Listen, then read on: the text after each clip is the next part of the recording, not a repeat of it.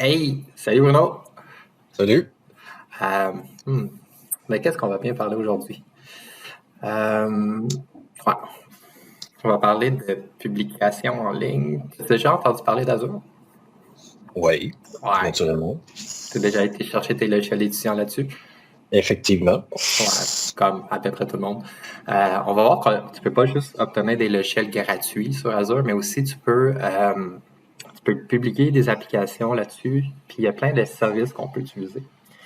Puis, entre autres, dans le cadre de notre cours, tu sais, on fait de la programmation web, mais ce serait le fun qu'on puisse mettre notre site web en ligne. Tu sais, ça ferait un peu plus comme normal versus, mettons, travailler sur notre poste. Puis, fait qu'on va essayer d'aller le mettre sur Azure, qui est une plateforme de Microsoft qui permet justement de hoster des sites web, mais il permet beaucoup plus de choses aussi que juste ça. Comme là, actuellement, je suis sur le site web d'Azure. Puis, si je regarde par exemple les produits, on peut voir un petit peu tout ce que Azure permet de faire.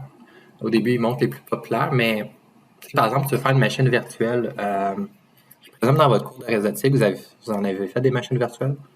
Effectivement. Ouais. Réseautique, non. Système d'exploitation. OK. Ben, tu vois, ici, par exemple, sur Azure, tu préfères une machine virtuelle, mais qui ne va pas être hostée sur ta machine à toi, mais qui va être sur le cloud, donc sur un serveur dans le nuage, chez les data centers de Microsoft.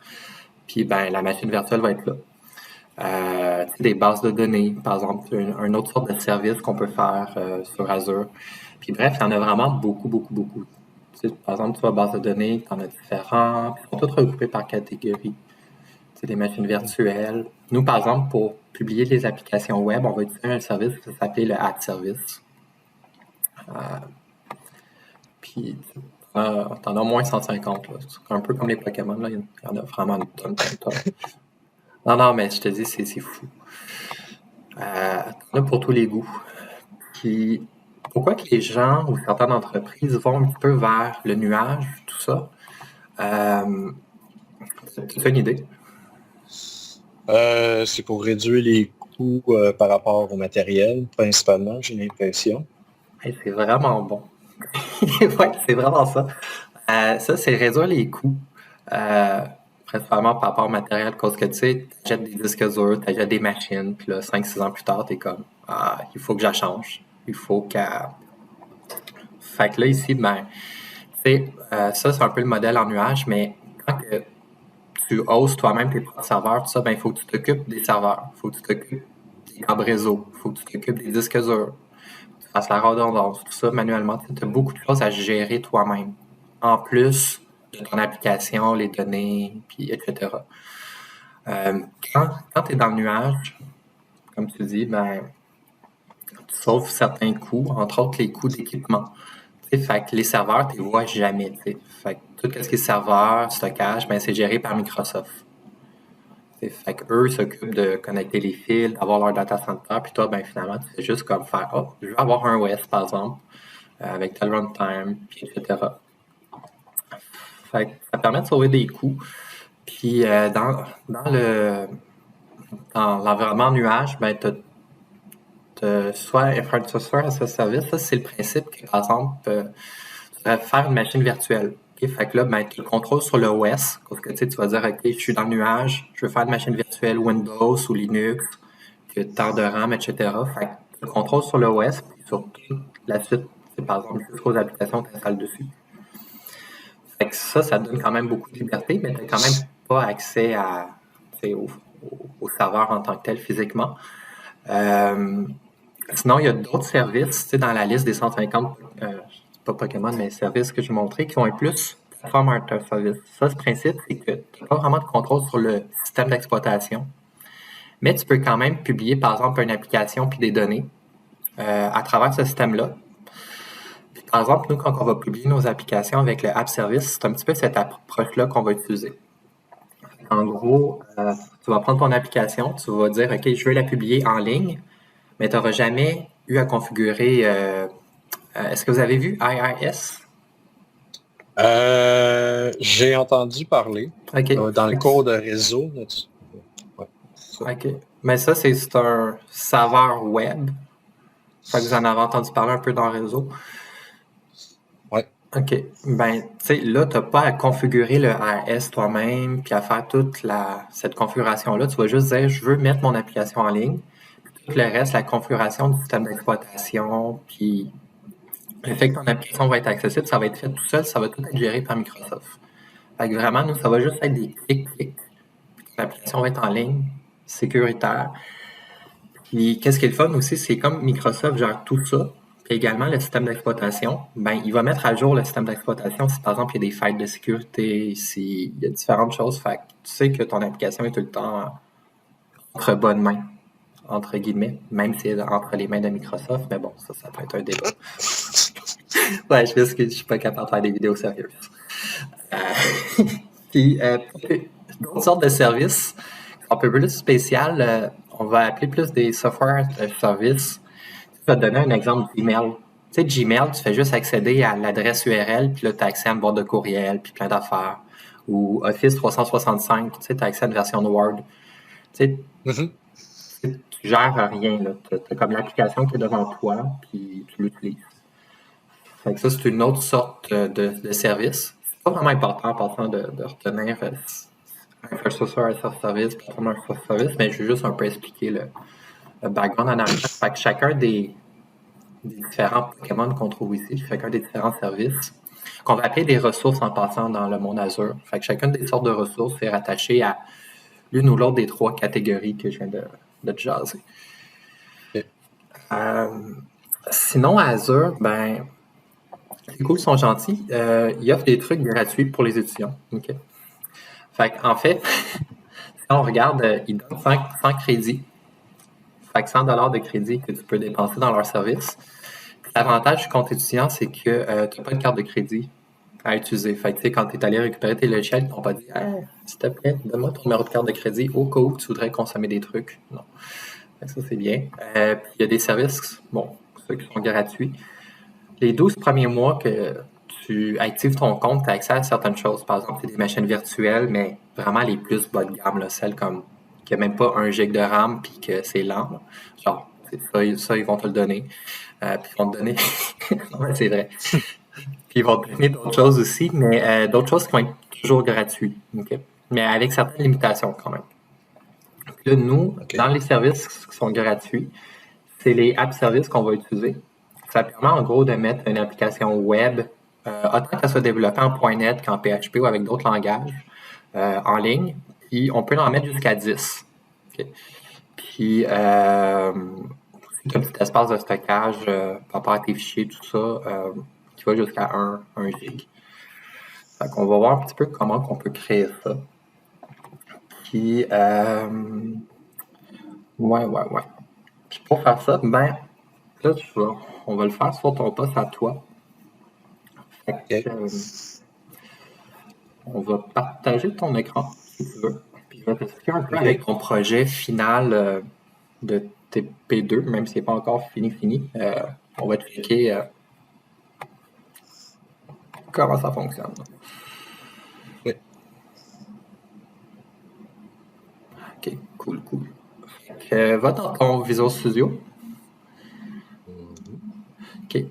Puis là, première chose qui est importante, c'est que ton Visual Studio, fait que pour tous ceux qui nous écoutent, il faut qu'il soit rattaché à ton compte étudiant. Puis tu remarques en haut, là, exactement, clique là.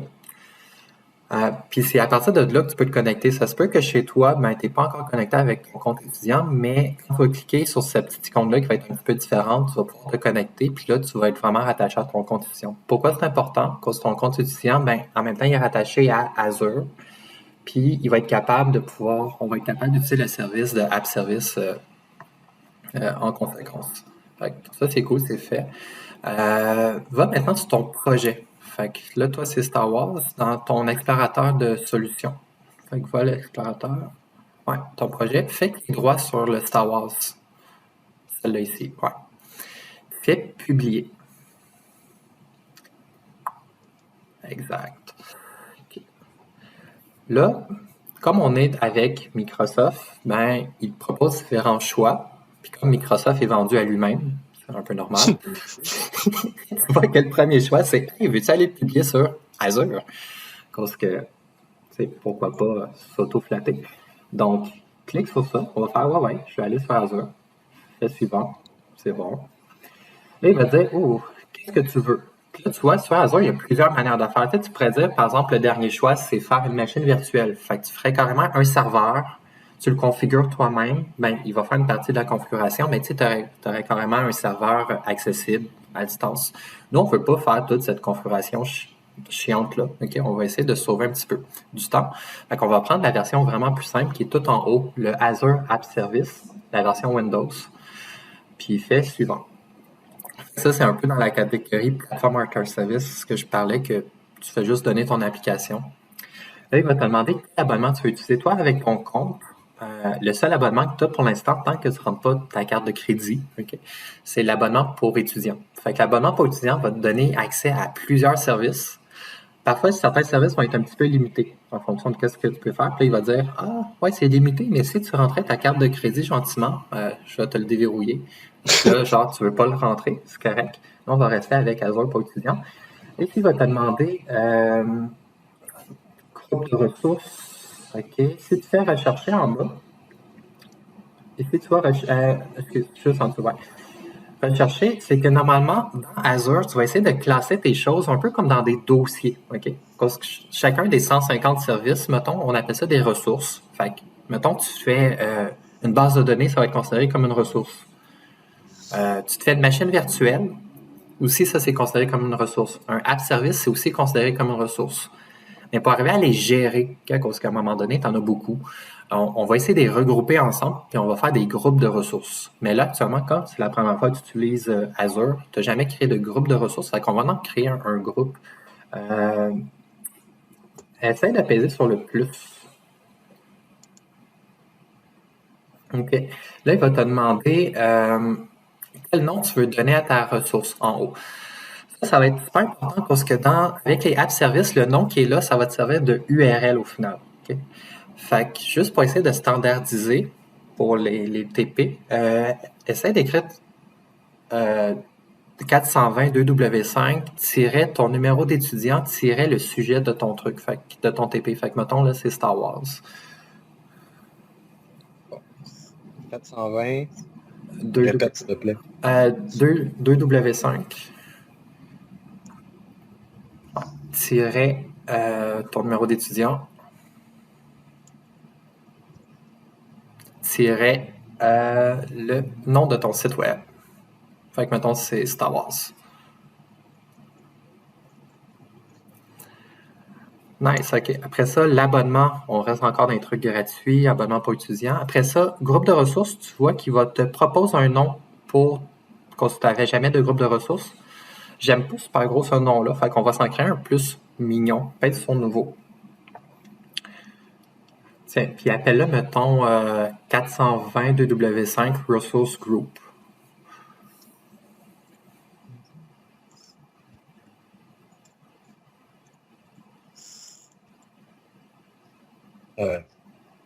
Resource.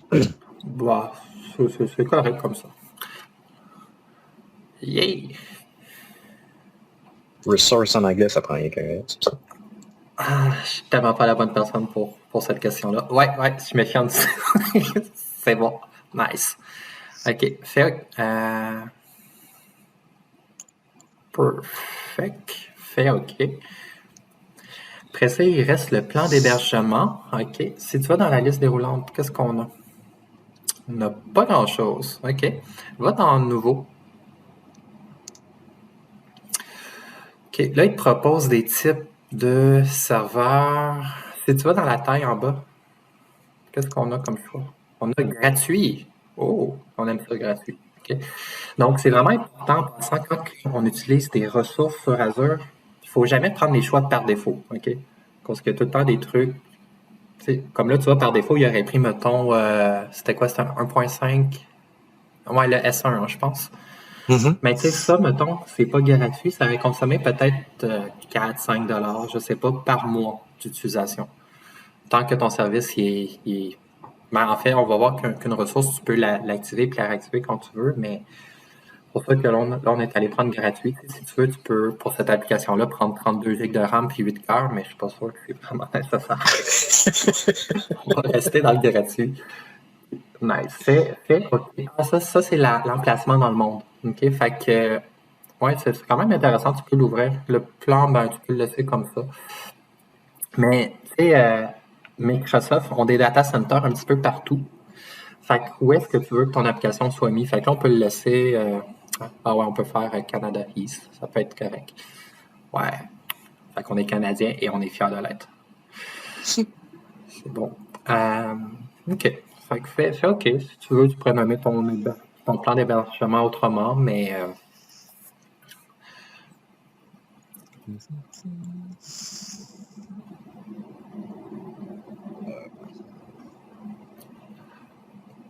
vas-y avec ton cœur. OK. Nice. OK. Fait on a tout bien fait ça. On pèse sur créer.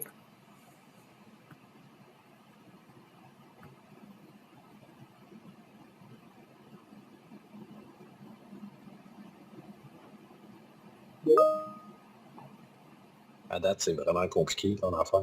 Ah, je sais, hein. Écoute, il n'y a pas plus compliqué que ça. Ah, mais tu sais, comme là, on y va vraiment simple, OK? Mais éventuellement, dans la formation, tu vas voir différentes manières de pouvoir mettre en ligne, OK? Là, on y va vraiment le plus basic possible. Donc, là, c'est correct.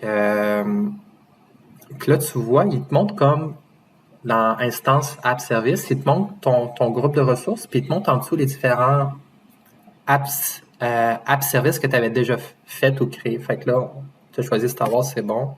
Fais suivant.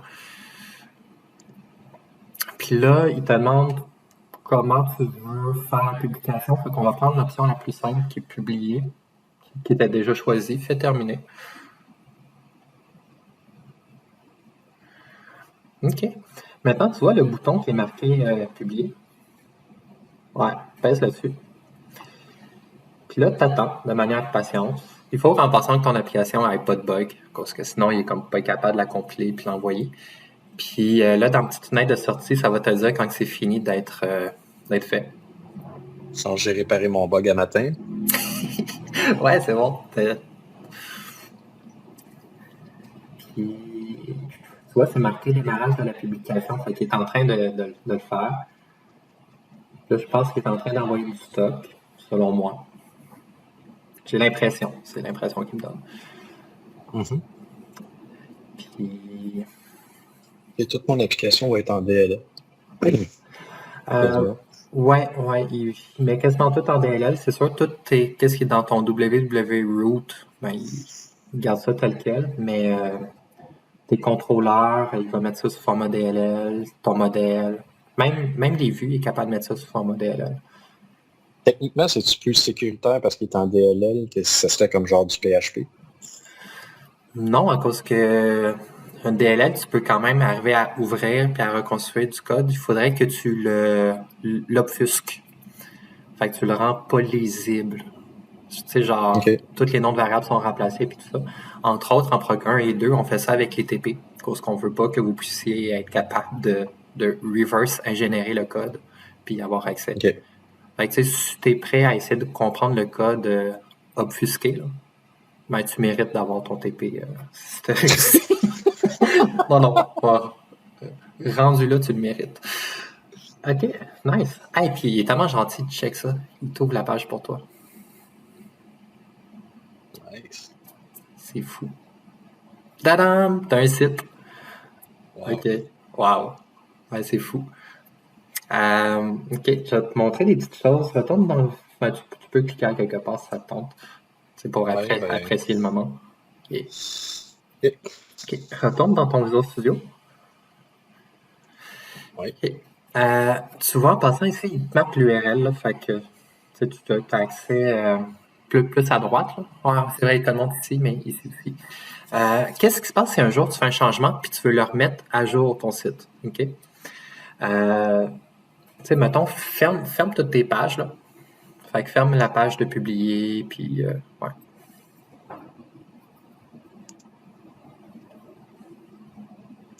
Nice, OK.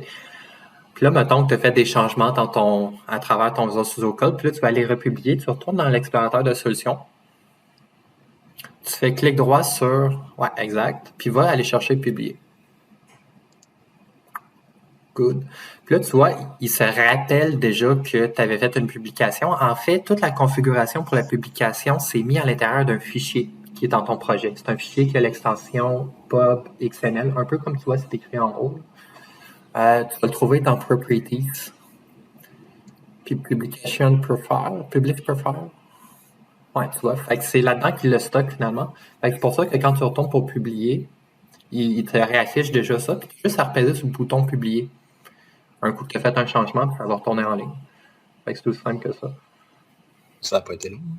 Non? Bon, je pensais que c'était du batterie rien que ça, fait que j'en voyais rien. Sinon, ouais, c'est pas mal tout pour la publication. Puis ça, c'est pas super. Tu sais, les app services, tu peux en avoir jusqu'à 10 gratuits. Puis dans ce cas de ce cours-ci, ça consomme aucun de tes 100 $ de crédit que tu as. Peut-être la petite chose que je vais expliquer, c'est comment tu peux faire pour voir les ressources que tu as créées dans Azure. Puis si éventuellement tu veux, par exemple, le suspendre ou l'arrêter. Tu sais, mettons, le site web, là, il est actif, mais mettons que tu voudrais qu'il soit plus actif. OK? Tu peux-tu retourner sur la page d'accueil de Portail Azure? Vraiment le début. Ouais, OK, parfait. Fait que mettons, on est ici, OK? Fait que ça, pourquoi j'utilise ton écran puis pourquoi je te le fais faire? Mon interface peut être différente de la tienne. OK? C'est un peu bizarre, mais ça peut être le cas. Puis aussi, selon où est-ce que tu te trouves dans le monde, ça peut changer. Parce que parfois, il y a des services qui sont disponibles à certaines places dans le monde qui ne sont pas encore à d'autres. Parfois, ils expérimentent des choses à travers leur interface web qui n'est pas encore à d'autres places.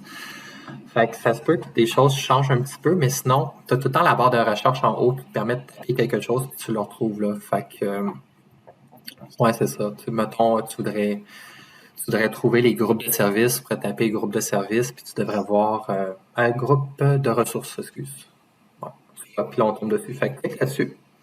Ça va nous permettre de voir nos groupes de ressources qu'on a fait. Tantôt, je t'en avais fait créer un, le 420 du W5. Clique dessus. Là, on est capable de voir dans ce groupe de ressources-là, c'est quoi qu'on a comme ressources. Fait que là, tu vois, on a un app service dans la liste de Star Wars, puis on a également un serveur, mais c'est un serveur gratuit pour pouvoir stocker le app service. Fait qu'on voit qu'il y a comme 2 ressources qui sont là. Mettons qu'on voudrait aller arrêter notre site web, parce que je suis gêné, je ne veux pas le rendre disponible à tout le monde. Mon site web est trop beau. OK, c'est correct. Clique sur le app service, il y a comme un lien. En haut, l'autre. Ouais. Clique dessus. Tu vas voir, il y a comme des boutons en haut. OK? Puis là, tu as un bouton arrêter. Si tu pèses sur arrêter, il ne sera plus disponible. Fait que là, il n'y a plus personne qui est disponible jusqu'à temps que tu le pèses sur démarrer. OK? Ouais, bravo, tu l'as tué. OK? Essaye de rendre vivant de nouveau. Parfois, ça peut prendre, selon le service, un petit peu de temps, mais ça, c'est assez rapide. Fait que là, tu peux déjà y retourner puis devrait être correct. Bon, réessaye encore. Ouais, c'est parce que c'est une démo, c'est normal. Ouais, une démo, ça prend tout le temps. Ben oui. Yeah! Cool. OK. Retourne ici. C'est bon. Autre chose, tu préfères, on le fera pas, mais tu sais, si mettons tu voudrais tuer ton site web et qu'il n'existe plus, puis plus consommer la ressource, tu pourrais peser sur le bouton supprimer que tu vois. Ouais, celle-là ici. Puis là, il va te demander veux-tu vraiment être sûr? Puis genre, tu confirmes en écrivant oui, ou sinon parfois c'est le nom de la ressource qu'il faut que tu retapes. Puis ça éliminerait la consommation. Mais ici, comme c'est gratuit, puis on est sur un plan de service gratuit, tu n'as pas de problème. Donc, c'est quand même fun. Tu peux voir un peu la consommation de données. Tu as quelques stats là-dessus. C'est le fun. Ouais, c'est gratuit. Même si Microsoft veut que tu rentres ta carte de crédit, souvent, c'est gratuit. C'est comme pas surpris. Ouais. Nice. Ça me fait penser à mon serveur que j'ai avec Cloud Atcos. Donc, moi, j'ai tout à installer, dans le fond, à partir du OS. OK. Ouais, c'est ça. Fait que toi, c'était plus infrastructure à ce service. Tu as dû installer le OS puis tout. Ici, c'est vraiment plateforme as a service. Fait que tu as moins de trucs à faire. C'est juste clic, je l'envoie. Mais tu sais, le Windows Server en arrière, il est mis à jour automatiquement. S'il y a des trucs de sécurité, c'est mis à jour automatiquement. Toi, tu t'en soucies pas. Tu te laves les mains de ça. Effectivement. C'est vraiment pratique. Ouais. Maintenant, je suis content que ça a marché. Sinon, on l'a pas répété avant, hein, fait que faut quand même noter ça dans la vidéo, c'est bon. Sinon, Azure, c'est un fournisseur, c'est Microsoft qui offre des services de cloud, mais il y en a d'autres. Je suis sûr que tu en connais un populaire qui commence par la lettre A. Amazon. Ouais, Amazon. Fait qu'ils font pas juste livrer des trucs chez toi. Okay? Leur plus gros produit, c'est faire justement du cloud computing comme ça. Fait qu'eux aussi, ils ont exactement les mêmes sortes de services. Ils en ont aussi à peu près 150 ou plus, avec tous des noms différents, OK? Puis des petits trucs différents. Google aussi font la même chose, OK? Fait qu'eux aussi, ils appellent ça le Google Cloud Platform. Puis c'est ça.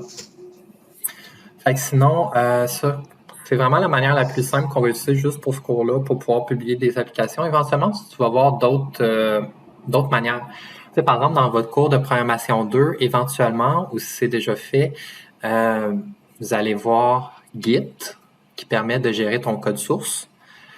Mais un petit peu plus tard dans le cursus, tu vas voir qu'à chaque fois que tu pourras faire en sorte qu'à chaque fois que tu fais un changement dans Git, qui est un peu comme un OneDrive pour pouvoir stocker des fichiers, mais là, c'est pour pouvoir stocker ton code source. Qu'à chaque fois que tu vas faire un changement dans ton code source, tu pourras faire en sorte qu'automatiquement, ce soit déployé en ligne et même testé avant que ce soit déployé. Fait que ça, on va appeler ça... ouais, c'est malade de même. On appelle ça l'intégration continue puis le déploiement continu. Okay. Donc, le déploiement continu, à cause que ça se met à jour tout seul. Puis l'intégration, parce qu'avant d'intégrer ton code, il y a des tests qui vont être faits pour être sûr que ça ne plante pas. Mais ça, vous allez voir ça vraiment un petit peu plus loin vers la 4e, 5e session. Ah. Fait que, ouais, désolé. Nice. T'as aimé l'expérience? Oui, effectivement, j'ai adoré. Super.